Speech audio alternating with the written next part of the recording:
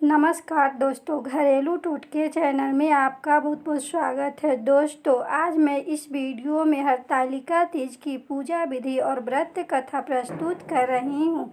दोस्तों, अखंड सौभाग्य और सुखी वैवाहिक जीवन की प्राप्ति के लिए हर सुहागन महिलाएं हरतालिका तीज का व्रत रखती हैं। हरतालिका तीज का व्रत भाद्रपद माह के शुक्ल पक्ष की तृतीया तिथि को किया जाता है। इस साल हरतालिका तीज का व्रत 9 सितंबर दिन गुरुवार को है। इस दिन सुहागन महिलाएं निर्जला व्रत रखकर माँ पार्वती और भगवान शिव जी की पूजन करती हैं। दोस्तों, इसके अलावा हर कुंवारी लड़कियां भी अपने मनचाहा वर की प्राप्ति के लिए इस दिन निर्जला व्रत रखती है। हरतालिका तीज के दिन पूजन हरतालिका तीज व्रत कथा का पाठ अवश्य करनी चाहिए, तब इस व्रत का पूर्ण फल प्राप्त होगा। दोस्तों, हरतालिका तीज व्रत के दिन आप बिना अन्न और जल के 24 घंटे उपवास करें। और दोस्तों, हरतालिका तीज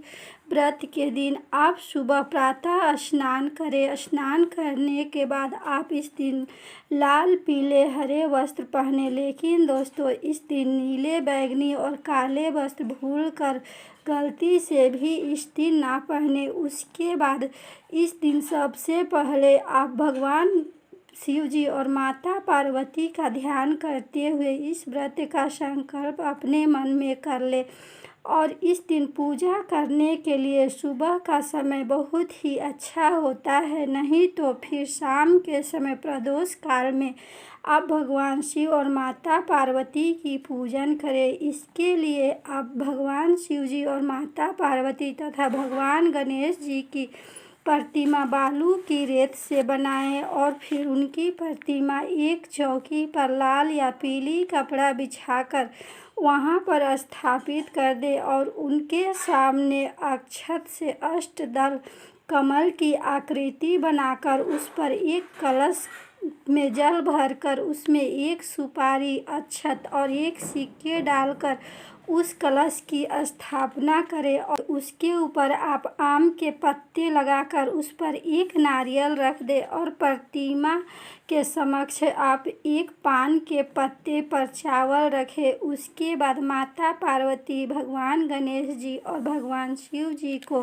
चंदन केसर का तिलक लगाएं और घी का दीपक जला दें एवं धूप भी जला दें। उसके बाद आप भगवान शिव जी को उनके प्रिय बेलपत्र, धतूरा, भांग, शमी के पत्ते आदि अर्पित करें एवं पुष्प अर्पित करें और माता पार्वती को फूलों की माला अर्पित करें और उन्हें रेशमी वस्त्र से इन्हें सुसज्जित करें। और इस दिन भगवान गणेश जी को प्रिय दुर्वा अवश्य अर्पित करें।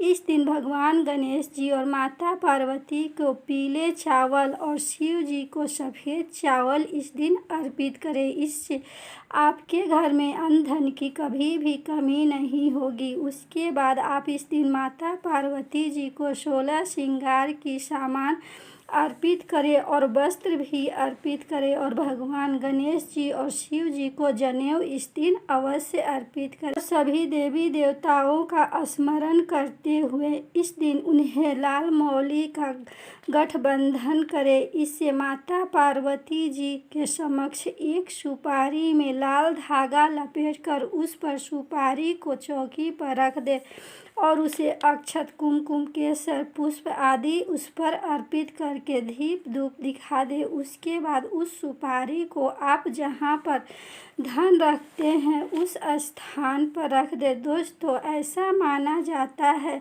कि इस सुपारी को यदि आप हरतालिका तीज व्रत के दिन अपने पति के दे देते हैं और वह अपने पर्स या पॉकेट में रख लेंगे तो उनके पास कभी भी धन की कमी नहीं होगी और उनके रोजी रोजगार में भी बरकत होने लगेगी। दिन दूना और चार चौगुना उनकी धन धान्य में तरक्की होगी। और उसके बाद आप इस दिन भगवान शिव जी की और माता पार्वती जी की हरतालिका तीज की व्रत कथा सुने लेकिन दोस्तों, इस दिन जो भी महिलाएं हरतालिका तीज की व्रत करती हैं वे प्रदोष काल में पूजा अवश्य करें और इस दिन रात्रि जागरण करते हुए भगवान शिव जी और माता पार्वती जी की भक्ति भजन करें और इस दिन कुछ खाएं पिए ना, नहीं तो अगले जन्म में आपको मछली का जीवन मिलेगा और ना ही दोस्तों इस दिन आप किसी का शिकायत करें और ना ही क्रोध करें। हरतालिका तीज व्रत के दिन पति से झूठ बोलने से बचें और ना ही पति की शिकायत और निंदा करें, इससे आपके वैवाहिक जीवन में दुख बढ़ेगा। आप इस दिन पति से प्रेम करें और इन्हें भेंट के रूप में कुछ उपहार अवश्य दें। यह उपाय करने से आपके जीवन में वैवाहिक जीवन हमेशा सुखमय बना रहेगा। दोस्तों, हरतालिका तीज व्रत की कथा अवश्य सुने। दोस्तों, यह कथा भगवान शिव जी ने स्वयं माता पार्वती जी से कहा था। ओम नमः शिवाय।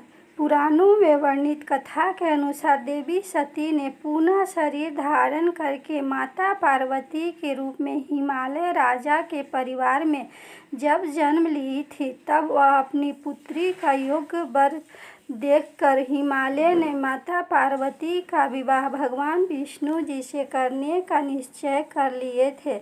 लेकिन माता पार्वती पूर्व जन्म के प्रभाव के कारण मन ही मन भगवान शिव जी को अपने पति के रूप में स्वीकार कर चुकी थी।